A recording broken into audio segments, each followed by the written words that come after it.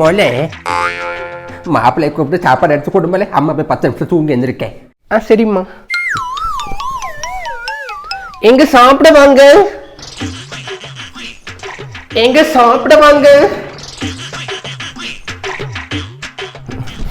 ஆள்டா இப்படி சாப்பிட வரைய வரல. எவ்வளவு நேரம் கத்தி கத்தி கூப்பிட்டு இருக்கேன். ஏண்டி இப்படி இருந்து கத்திட்டு இருக்க? கீழே உங்க அம்மா கேட்டுற போறாங்க. அம்மா தூங்க போயிட்டாங்கன்னு ஒழுங்கு மரியாதை சாப்பிடவா.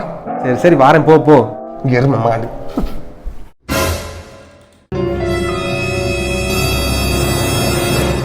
எப்ப பாத்ரூம்குள்ள போனான்?